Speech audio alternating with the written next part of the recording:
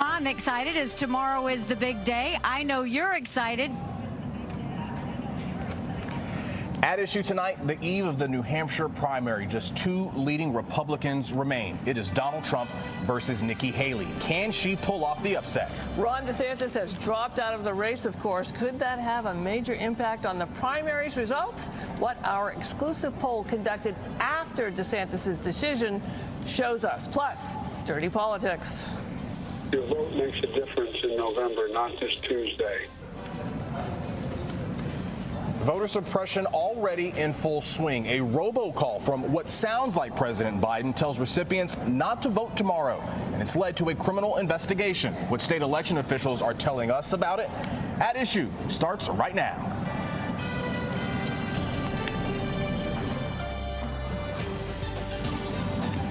Good Monday evening, and thanks for joining us for our final live nighttime edition of At Issue before tomorrow's big primary right here in New Hampshire. I'm Corey Smack. And I'm Sue O'Connell. We are obviously inside the Armory at the DoubleTree by Hilton Hotel in Manchester, New Hampshire. I get so excited just saying Manchester. In just 24 hours, in about 28 minutes, the polls will close. It will start getting results in the first in the nation primary. We've got a big night ahead. The candidates are making their final pitch to all the voters out there. We're going to speak with folks who have covered the primary for years, get their analysis. Of course, we have James Pindell with us. We have Pat Griffin with us as well. They're both going to be here for the long haul to bring us the very latest, what it all means, what the numbers mean, what Ron DeSantis dropping out means. So much to get to. All right, let's take a look at our latest exclusive Suffolk University, NBC 10 Boston, Boston Globe, New Hampshire primary tracking poll.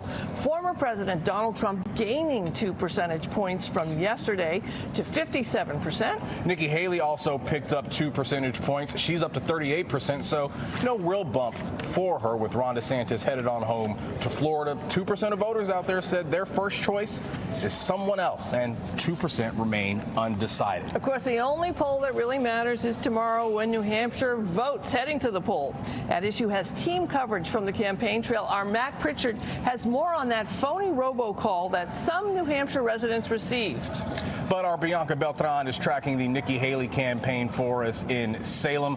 We're going to start with Eli Rosenberg. He's with the Trump campaign tonight in Laconia. Well, Corey, after all the rallies, all the campaigning, all those voter meet and greets and bars and restaurants across New Hampshire, we are almost to primary day. But before we get there, one last scheduled rally for former President Donald Trump. And come here, look at this line right here. This is what's left. They have been letting people into this rally, which is not going to start for another hour and a half. Talking to people here in line, some who have been here since this morning. We talked to one man from St. Louis who drove up here last week. This is his fourth rally this week of the former president. He said he wanted to be first in line, so he got here at 10:07 this morning. You mentioned that poll, our exclusive poll that shows Trump with a comfortable lead, and that being such, really good mood out here in spirits as well. People have been singing, people have been cheering, people have been chanting as well. Now, to set the stage downstairs, pretty small venue here, but they are packing inside, and they're expecting to have several people speak ahead of the former president, who is going to go on stage at 9 o'clock, including people who are running against him. And, of course, we heard that endorsement earlier this week from South Carolina Senator Tim Scott. He is here as well. Now, when we talk to voters here, they say this enthusiasm, this energy you're seeing right here, they hope to continue not only through tomorrow, but straight through November as well. Back to you.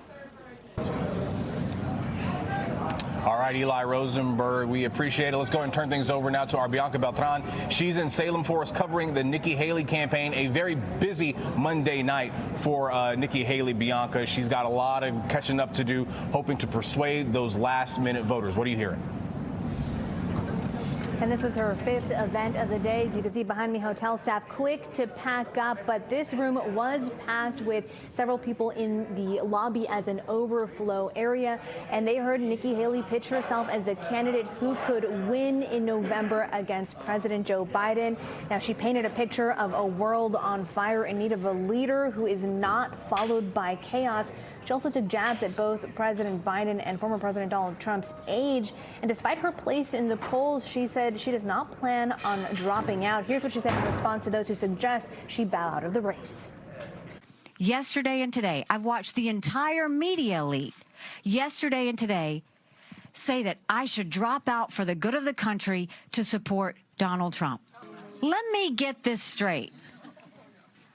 Donald Trump won 56,000 votes out of 3 million in Iowa. He got 1.5% of the vote in Iowa. America doesn't do coronations. We believe in choices. There were several supporters of Nikki Haley who were excited, fully decked out in her campaign gear, hopeful that she can push ahead. But we also met quite a few people who were here from Massachusetts, so they won't be able to vote in the primary tomorrow, obviously. But the language that they were using, phrases such as picking your poison, the lesser of two evils, so they're really struggling with the options ahead of them in this presidential race, and they wanted to hear what Nikki Haley had to say and see whether she could come out on top. But many of them said they are considering third-party candidates if she does not make it through the New Hampshire primary. Reporting from New Hampshire, I'm Bianca McCann, NBC 10 Boston. All right, Bianca, thank you very much. Let's turn to the Democratic side now. A lot has been talked about this write-in campaign being run by surrogates for Joe Biden. But today we had somewhat of a bizarre story, a robocall that came out. NBC News, the first to report today. The voice sounds a lot like President Biden, but it's not President Biden, yet it got blasted out to New Hampshire voters. Yeah, Corey, we've been covering this a lot on At Issue, this AI stuff, this deep fake. In the message, the voice tells New Hampshire Democrats to stay home Tuesday. New Hampshire's Attorney General's office is investigating it as an attempt at voter suppression. Let's listen to this phony, I emphasize phony, phone call. What a bunch of malarkey.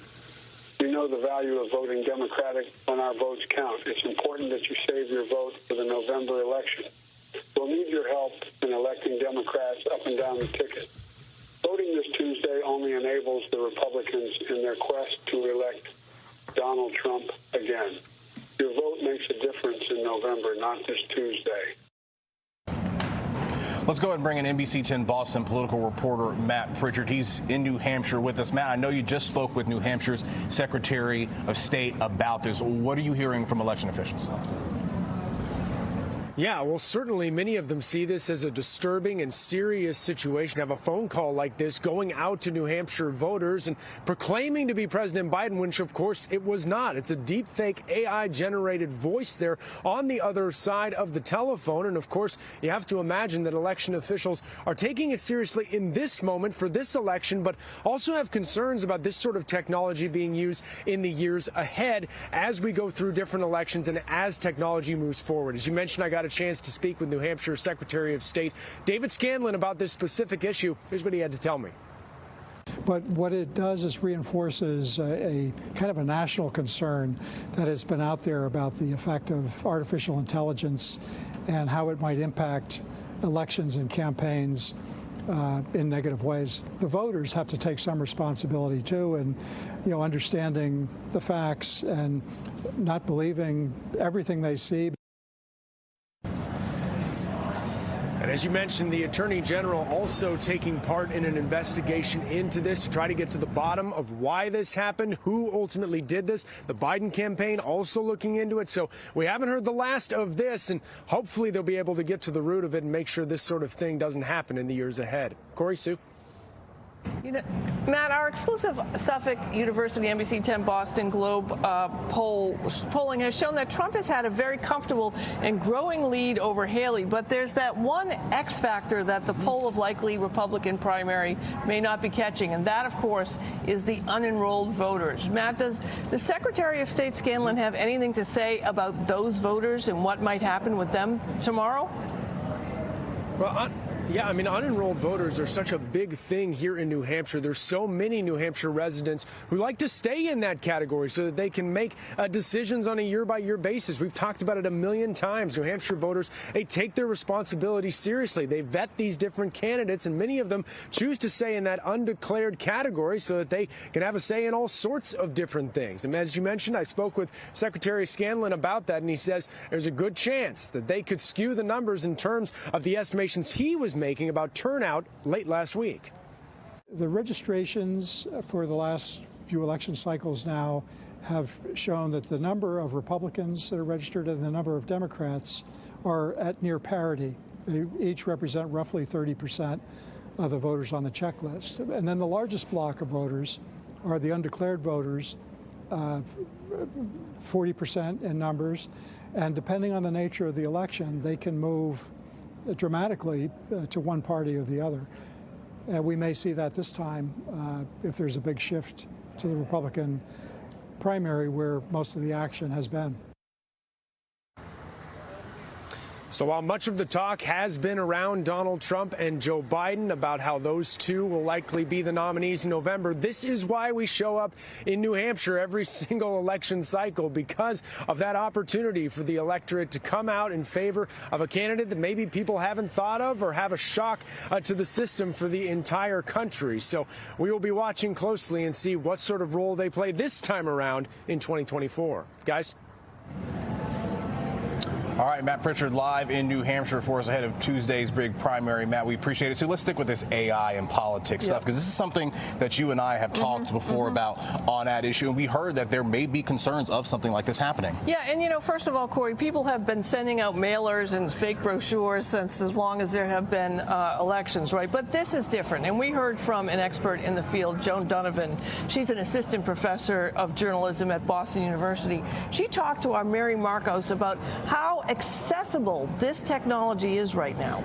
Because it's only audio and it's happening over the telephone in this case, it's very hard to track who is behind it and for what purpose. Now, if the purpose was to cause confusion, maybe even to see if it's possible to do a large-scale robocalling campaign in a moment of a primary, it could be a beta test for what's to come. But I think audiences should know that these technologies are out there. They're very cheap and easy to use. Of course, this is going to be a problem that we're going to continue to watch all election season. Let's go ahead and bring in our guests tonight. To my left, Pat Griffin, founding partner and CEO of the consulting company Merrimack, Potomac, and Charles. He has worked as a Republican media consultant to 4 U.S. presidential campaigns, including the 2 President Bushes. And to my right, James Pendell, political reporter for the Boston Globe. Thank you so much for being here, both of you. We appreciate it. Great to see you. All right, James, let's talk about the race, the Republican race. You wrote in today's Boston Globe that Nikki Haley pulling off the kind of upset that some people are talking about, like what John McCain did back in 2000, is highly unlikely. Explain your thinking. Yeah, look, I mean, obviously the only sort of parallel from this year in the past was the 2000 campaign. Pat knows a lot about that campaign. He doesn't want to hear these numbers, but nonetheless, he was on the losing side. That's why I'm saying that. This is a trigger warning. Trigger warning. So look, I mean, here's the deal. In that campaign, obviously George W. Bush was the son of a president. He was winning in every early primary state by crazy poll numbers and nationwide. He was going to steamroll to the nomination until a surprise here in New Hampshire. But John McCain had 2 things going on for him. We talk a lot about independence. He won by 18 points, by the way. Number one, he was winning independents by over 50% of the vote over George W. Bush. And this is what we also forget about, and we're seeing this in a closing argument from Nikki Haley. McCain was running even among conservatives in the exit polling with George W. Bush. Here, she is not just, she has about a 20-point lead among independents, not that big, and she's getting crushed among conservatives, like 71-19 in our daily tracking poll, the Globe and NBC 10 at Pacific University. Until she closes that gap among conservatives, as well as expanding with independents, the fundamentals here are not for victory. Obviously, she doesn't need to win by 18. She needs to win by 1 vote, but she is not closing strong. All right, Pat, you hear the numbers that James just mentioned there, and it's very tempting to say, man, you know what, this race is over. But when we talked to you yesterday, you called this the Black Swan primary. Why? Well, because I don't even think this is not necessarily what happens after New Hampshire, right? This is more about the fact that we've got to get through primaries, however long Nikki Haley stays in this race, and we've got to get to a general election. And general elections are decided essentially by a handful of states, by a handful of voters, mostly swing voters who break late.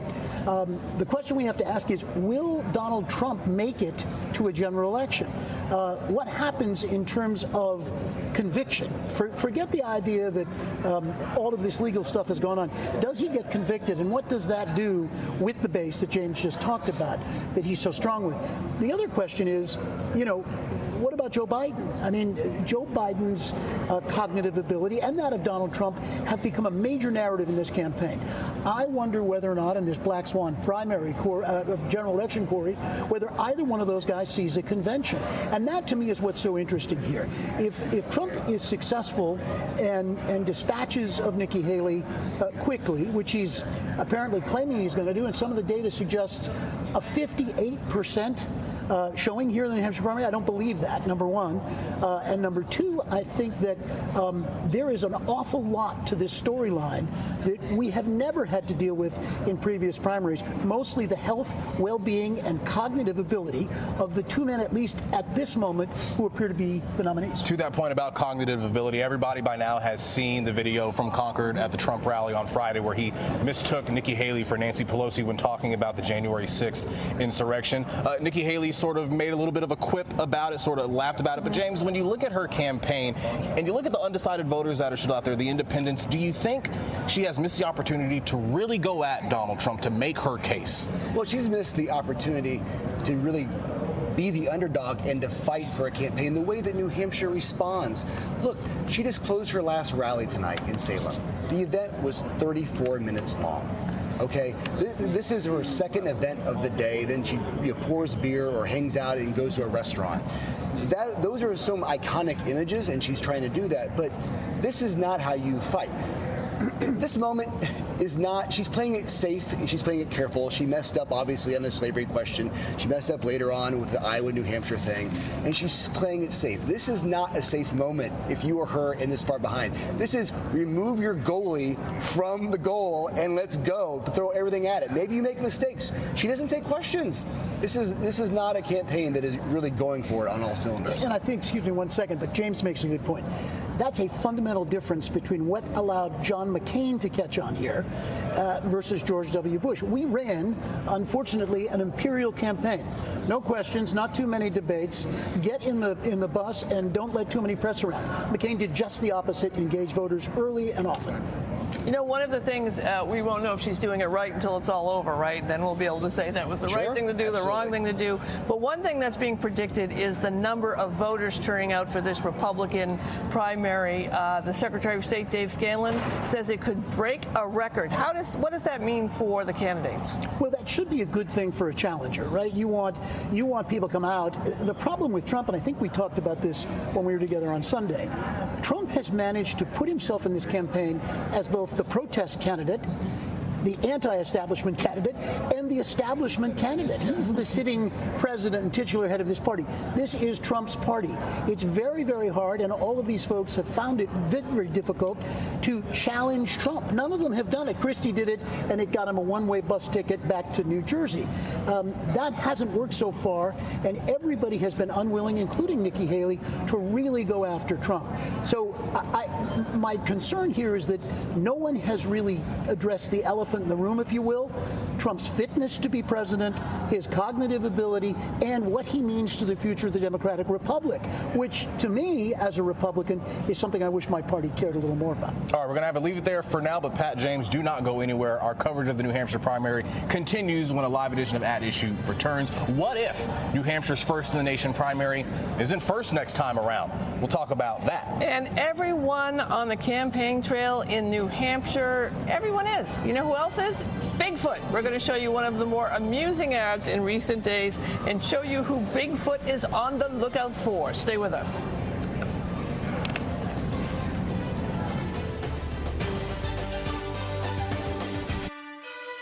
I challenged myself to find President Biden in New Hampshire during this primary season. I thought I was good at hiding, So I asked around, have you seen Joe?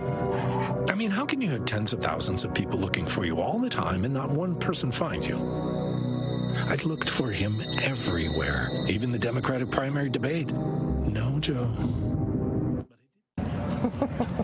Yes, that is a campaign ad. Yes, that is Bigfoot. And it's paid for by that man, Dean Phillips. He's comparing Bigfoot to Joe Biden. You won't find either of them in New Hampshire. Good ad. I mean, say what you want about Dean Phillips, but great ad. One of my favorite campaign ads either. We are back now with our guests, Pat Griffin, James Pindell. Pat, President Biden, of course, not on the ballot. It has to do with the DNC in New Hampshire versus South Carolina. Didn't campaign here at all. There's the write-in ballot initiative going on there. What do you make of this DNC battle with New Hampshire? Well, listen, we'll see how President Biden does tomorrow.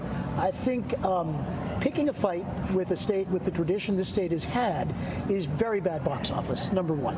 Number two, I don't think Dean Phillips and Bigfoot or Marianne Williams or anybody else is really a problem for Joe Biden, but he's left a very bad taste in people's mouths here. I find it fascinating to watch Senator Shaheen, Senator Hassan, the members of the congressional delegation, House as well, having to explain away the fact that they're angry at the president. And as I heard Senator Hassan say today, and he knows it, I've told him I'm angry at him. But the bottom line is there is no Joe Biden here, only Bigfoot. And I think that is a taste that will be in the mouth of New Hampshire for a long time. There are bigger questions than just the Democratic primary. I wonder what happens to the Republican primary after this, given that Donald Trump has made this about circus tents and stage shows like a Vegas act, as opposed to door-to-door campaigning. So, James, what happens if Biden is the nominee and let's say he gets reelected? How will that impact New Hampshire as a purple state, a red state, a blue state? What's the lasting damage here? Well, look, number one, if we believe these poll numbers on the Republican side, it may be that the actual thing we're talking about on primary night is the Democratic Party and what number did Joe Biden get. Look, our tracking poll, the Globe, and with ABC 10 shows that he's going to get about 60-something%. But if he gets close to 50, and by the way, who knows how this is going to work. This is an almost unprecedented in modern history. Let's go for 1968, as you well know, when the last time a president was a write-in candidate. This could easily be the story. Going forward, look, Kamala Harris is also invested on making South Carolina first, but if he does not win re-election, it's going to be open, and there are going to be a lot of candidates who are going to want to be in the New Hampshire primary, where it's going to be open, available for everyone, and there was a tradition where ideas matter. James, you wrote about the shrinking importance of the New Hampshire primary. We've heard other political scientists talk about the sort of nationalization of the early primary process. No debates over the last week. They were canceled. You're seeing smaller crowds at these events. What does that tell you about this primary? What's so weird about this is the stakes could not be higher. The moment on the 2024 calendar to circle is tomorrow. And it is for two reasons. One, in any of the early primary states, this is where Donald Trump was the most vulnerable. You've gone through all the reasons. But consistently in polling, it's where he's been the lowest. Second, it's the first real test for Joe Biden, for the Democrats, and enthusiasm, and are they into this or not? The stakes could not be higher, and everything else about the New Hampshire primary could not be smaller. Smaller field, and only two candidates now, fewer events, smaller crowd size, no debates, as you mentioned, and there's just low energy. So you got to square that with, as you mentioned before, this prediction of record turnout, and what does that even mean? I don't have my head around that. I got to park on the street last night, not in the garage. First time ever. What's your take? You can park right out front tonight, which is unusual. We're usually parked in a Hooksett to be at this place. Yes. On primary night. So you agree with James? I do, and I hate to say that as someone who has been involved in the New Hampshire primary for a long time, lives in the state, but I think it's true. I think the smallness of this event really started with Donald Trump in 2016. He did not do traditional retail. Trump doesn't work small rooms, okay? House parties, the idea of a backyard barbecue, those were immediate big events because Trump was a celebrity. It never really came down to work in the small room. I think that's a problem. We'll see what happens after this one. All right, we've got about 30 seconds left. Real quick, does Nikki Haley get this thing within single digits tomorrow? If she does, she lives to fight another day. I think she could, but as James mentioned, Republican intensity is a problem for her. Okay. And look, we see poll numbers. New Hampshire always surprises us. I am excited for a surprise. Who knows? All right. Well, we are very excited that both of you joined us tonight. And, of course, we are excited that all of you joined us throughout the last, 8 days now of doing this live edition of At Issue. But the fun does not stop tonight, because tomorrow we have complete live coverage of the New Hampshire primary. The fun starts at 7 o'clock. Sue, J.C. Monahan, and I are going to speak to our team of reporters fanned out across the Granite State. We'll be here at our campaign headquarters at the Armory, and, of course, we'll be bringing you analysis from a wide range of guests. And at 8, when the polls close statewide, our coverage continues on all of our NECN, our streaming platforms, as well as NBCBoston.com, and we'll wrap up the events on the NBC 10 Boston News at 11. For Sue O'Connell, I am Corey Smith. Thank you so much for joining us here at Issue.